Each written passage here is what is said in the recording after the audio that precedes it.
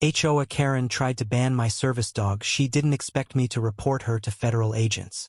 The sun beat down on Willow Creek Park, where families laughed and dogs bounded across the grass.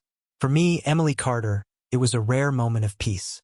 My service dog, Max, a golden retriever trained to alert me to seizures, trotted beside me, his vest gleaming. Max was my lifeline, my constant in a world that could turn chaotic in seconds. But peace shattered when Karen Mitchell, the self-appointed queen of the Willow Creek HOA, stormed toward me, her face twisted with righteous fury. "You can't bring that mutt here." Karen's voice sliced through the park's hum. Heads turned. "The HOA bans pets in public spaces. Get it out or I'll have it impounded." I froze, my heart pounding.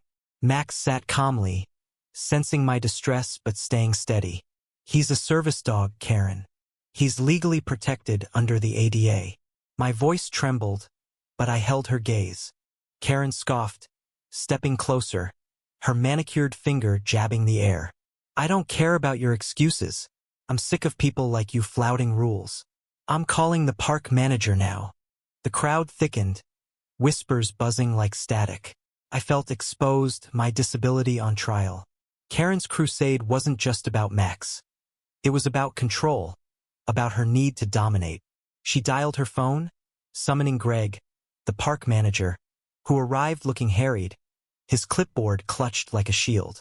"Greg, enforce the rule," Karen demanded. "This dog's a danger." Greg glanced at Max, then at me, his eyes apologetic. "Emily, I know Max is trained, but the HOA's been cracking down. Can you maybe use another park?" The betrayal stung. Greg knew my condition. "Seen Max save me during a seizure last summer." "Greg, you know this is illegal. Max isn't a pet. He's medical equipment." Karen smirked, sensing weakness. "Medical equipment? Bear me. You're faking it for attention. I've seen your type." The words hit like a slap.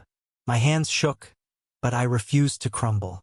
"Karen, you're violating federal law. You can't ban a service dog."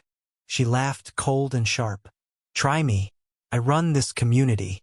You're done here." Then came the twist. A new voice cut through the tension, soft but firm.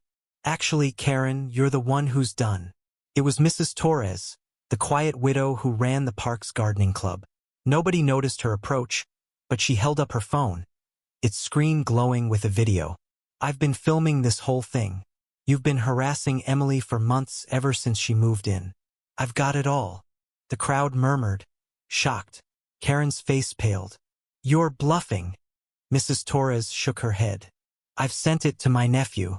He's a lawyer with the DOJ. He says this is a clear ADA violation." I stared, stunned. Mrs. Torres, who barely spoke at HOA meetings, had been watching Karen's tyranny all along. Her quiet courage shifted the tide. Greg, emboldened, stepped forward. "Karen, you've gone too far. I'm reporting this to the city." Karen's bravado cracked. "You can't do this. I'll sue." But her voice wavered, and she backed away, the crowd's judgment heavy on her. I thought that was the end, but it wasn't. That night, I filed a formal complaint with the Department of Justice, attaching Mrs. Torres's video and statements from witnesses. I didn't want revenge, I wanted accountability. Karen's actions weren't just personal. They endangered lives by challenging protections for people like me. Weeks later, the DOJ responded. Karen faced federal scrutiny, not just for harassing me but for a pattern of ADA violations across the HOA's rules. She was fined heavily, her HOA powers stripped. The community, once cowed by her influence, began questioning its own complicity. But victory tasted bitter. Karen's family moved away, ostracized. At the park, I saw her daughter, Lily, sitting alone, her eyes red. She was just a kid, caught in her mother's fallout. I approached, Max at my side. "Lily, I'm sorry things got so heavy. You okay?" She nodded, then whispered, "Mom wasn't always like this. She just lost it." That moment broke me. Karen's zeal had cost her family everything, and I couldn't celebrate. Max nudged my hand, grounding me. I realized justice wasn't about destruction, it was about rebuilding. I started a community group to educate about service animals, inviting Lily to join. She did, hesitantly, and it felt like a small step toward healing. The park is quieter now, but the scars linger. Karen's downfall was a warning. Unchecked power poisons everyone. I still walk with Max, but I carry Mrs. Torres's courage and Lily's pain with me. Life isn't black and white, and justice isn't always sweet. What do you think wears the line between standing up for what's right and tearing a community apart?